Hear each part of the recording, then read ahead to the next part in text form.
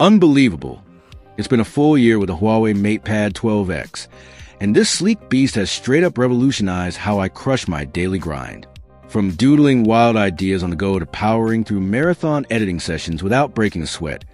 It's the mind-blowing hybrid that's got me questioning why I ever bother lugging around a clunky laptop. But does it hold up as the absolute best tablet of 2025? Or has the hype faded? Stick around, because I'm spilling all the real talk truths from months of battle testing this thing. Alright, let's dive right in.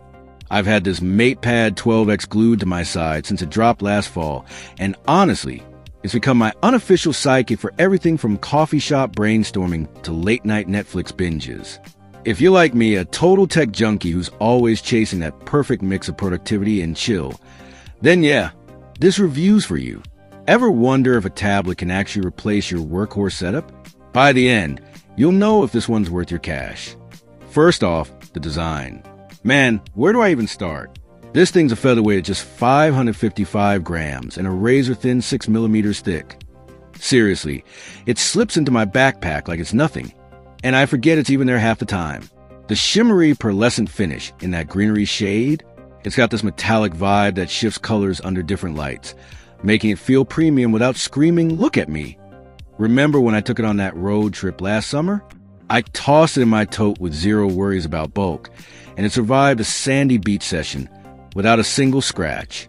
The build's solid aluminum with those magnetic attachments for the keyboard and stylus that snap on like they were meant to be. But here's a quirky bit. The power and volume buttons are tucked up top in landscape mode, which threw me for a loop at first. Now, I love it. Feels intuitive once you're in the flow. Drawback?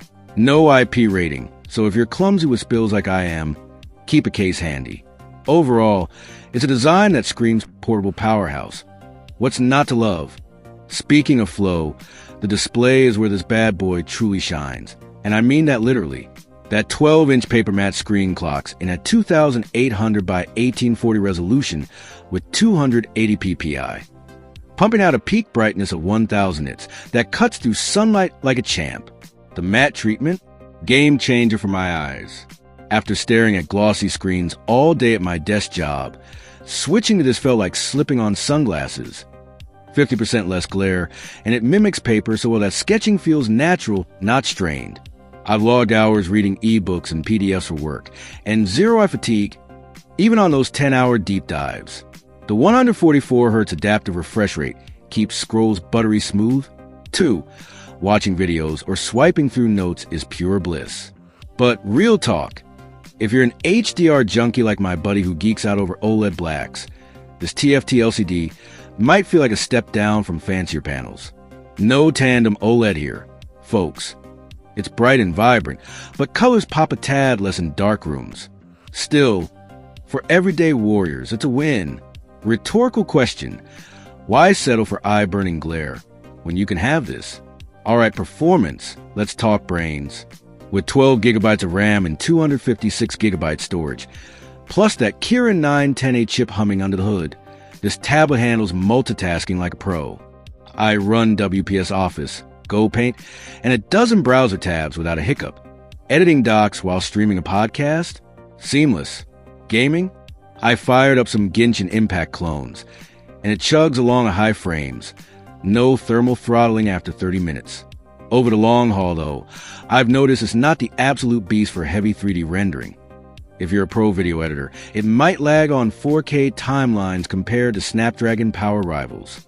But for 90% of us, note-taking, light creative work, web surfing, it's snappy as hell. And that 6-speaker setup? Oh man, the audio's a standout. Tuned by Huawei Sound Wizards, it delivers rich, room-filling sound with surprising bass for a tablet. I blasted playlists during a solo hike, and it outperformed my old earbuds. 6 speakers versus the usual 4? That's the edge that makes movie nights epic. You feeling that upgrade vibe yet? Camera-wise, it's fine, but not the star. The rear 50-megapixel shooter punches above its weight for a tablet. Sharp details for scanning docs or quick product shots, and that upgrade from last year's 13-megapixel makes a noticeable difference in low light. I used it to capture meeting white bards, and the clarity held up when I zoomed in later. Front 8-megapixel selfie cam, Solid for Zoom calls. Colors are natural, no weird distortions. But let's be honest, who's buying a tablet for Insta-worthy pics? It's functional, not flashy, rhetorical, right? If photography's your jam, pair it with your phone. Battery life. Now we're talking endurance. That 10,100 milliamp hours sells a tank, easily lasting 10 to 12 hours of mixed use. Streaming, browsing, and stylus work. On a recent work trip, I unplugged at 8 a.m. and crashed at midnight with 20% left. Mind-blowing for real-world chaos. And 66 watts fast charging? Zeros to 80% in under an hour, though no charge in the box means budging extra. After a year, it's held capacity like a champ. No noticeable degradation, which is huge for long-term reliability. Ever had a device die mid-project? This one's got your back. Software is the elephant in the room, especially in 2025. Out of the box on HarmonyOS 4.3, it's slick, seamless integration with the M Pencil Pro stylus, where that shortcut button launches notes instantly. Handwriting recognition? Spot on. I jot ideas in meetings and converts the text faster than I can type. Gesture controls for quick sketches in Go Paint. Chef's kiss for us creative types. But here's the rub, no Google Play Store. Apps like certain banking tools or niche games. You'll need workarounds via App Gallery or Gbox. It's better than years ago, but still clunky if you're deep in the Android ecosystem. Updates? Huawei's been solid. I snagged HarmonyOS 4.3.1 mid-year with bug fixes and smoother stylus tweaks. Promises of 2 more years of support keep it future-proof. But compared to Samsung's 7-year Android runway, it's shorter. If you're all in on Huawei's world, it's a dream.